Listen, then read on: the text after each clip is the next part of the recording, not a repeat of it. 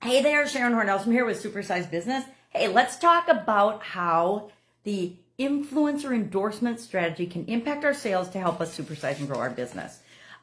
Today we're talking about influencer endorsements. Do you use them? Have you used them? Can you think of a company? And I'm going to share some examples of companies that have done this really, really well and why we might want to do it for our business. We're always looking for, at least I hope we are, I am, I know, I hope you are as well as you grow and build and supersize your business, different ideas and different strategies and different things we can apply to our business, both short-term and long-term, because we need a combination of both in order to grow and build and supersize our business. We like to think our businesses, we're going to start them and bam, they're just going to explode. But that almost never happens, right? It happens once in a while, but usually there's a whole lot of story and a whole lot of pre-work and a whole lot of setup and framing and structure and foundational things that are done before that big explosion happens. I have yet to meet a true overnight success, somebody that just had a miraculous idea, implemented it immediately. The first time they tried, they made a gazillion dollars and are happy and successful. Yet to meet one. And I've literally met hundreds of thousands of people in my lifetime because I'm pretty old, and I have yet to meet one. And guess what? Every other successful coach, consultant, business person I've met will tell you the same thing. They will also tell you if they're honest and authentic, which is one of the things that's really important about finding the right influencers to represent our business. You have to find somebody that matches your business, your brand, your goals, your values, your purpose, your overarching mission, and is in alignment with the people that you're serving and here to attract. But we'll talk about that in a minute. I forgot my point. It's not even a Monday. So what is the power of influencer endorsements, and why would we want to even deal with this whole influencer thing? What the heck is an influencer? An influencer is a person that has a large following, or a following. Doesn't necessarily have to be large depending on your business, your industry, who you serve, who you're looking for. They just have to be somebody that has influence and sway over a group of people that you want to reach. Sometimes sometimes I found better results with smaller audiences that are more loyal to the influencer and more trusting of the influencer than large millions of people and millions of follower type influencers. Actually, a lot of the millions of follower type influencers have less influence on the people in their group because there are so many and there's such a variation of people within that group. And the more specific, the more in alignment with our brand, and the more people that we can really help and serve with our products and services that are in that influencers group, the better results we're going to get, despite the size of the group or the following, etc. Influencers, why do we want to use them? Number one, they help us to spread the word about our brand, our products, our services, how we can help people, how we're different. They also already have a foundation and a relationship built with their audience, and their audience knows, likes, and trusts them. If they didn't know, like, and trust them, they wouldn't be following. However, there is this whole thing that happens in the internet that I find fascinating. People that hate us follow us just to see what we're going to say and do that they can criticize. I think it's fascinating and funny, but you're always going to have some haters in your influencer groups as well.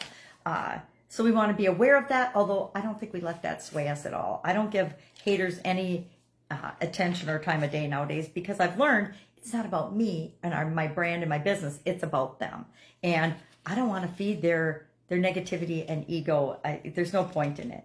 So using influencers helps to get us brand awareness. It helps get us in front of audiences that we may not otherwise get in front of, that we're perfect to serve, as well as there's always already that relationship started that we can continue to grow and build on, that has been initiated by the influencer. It's like when you get a referral, or someone refers you and your company or your brand to another person that they are in a relationship with. It's the exact same thing. It's like word of mouth on steroids. It also helps to drive sales and conversions. And we can track all these things now. If we do different things like joint ventures, promo codes, sponsored content, etc., we can actually track whether somebody's followers make a purchase or not. There's technology that can do almost anything nowadays. I shouldn't say almost anything, but can do a lot of things that we used to have to do manually or just guess at in the past when I first got started in business. So let's look at some examples of this and how it's worked out really, really well for different people and different organizations. I could tell some of my stories, but they're kind of boring compared to some of these. In the fashion and beauty industry, a skincare company called Glossier, which I am not familiar with because obviously I'm not a very fashion conscious person. I just am me.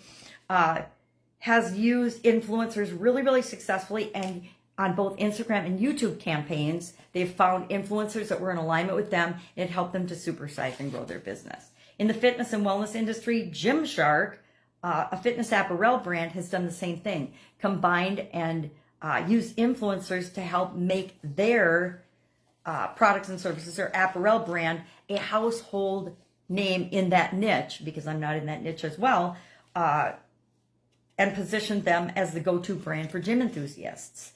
Food and beverage industry, Halo Tap, again, I haven't heard of, but I guess it's a low-calorie ice cream that is popular online. Now, so those are, I guess, here's examples of companies I've never heard of, which I like because now I can go look at them and I can see what they're doing, who they're impacting, who their target audience is, who they are reaching that they wouldn't have reached otherwise. And that's the amazing thing about the internet and having an online presence and using social media and other things that I will admit early on, I, like everybody else, was like, I'm not sure this is the way we're going to go.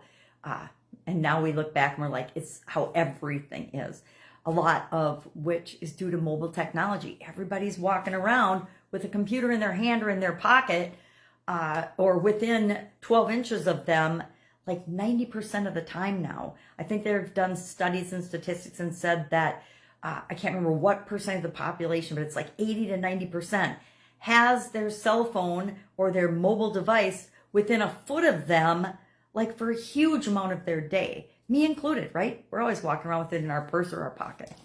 All right, and that means we are reachable and influenceable. I remember complaining about the days of pagers when you could never get away. And with mobile devices and cellular phones, I would say it's even worse. We are 100% connected all the time in both a positive and negative way.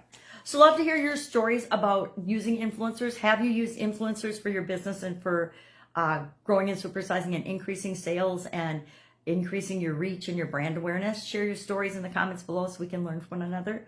Otherwise, have an awesome day, and I'll be with you tomorrow with another interesting strategy that you can use to supersize and grow your business. Have an awesome day.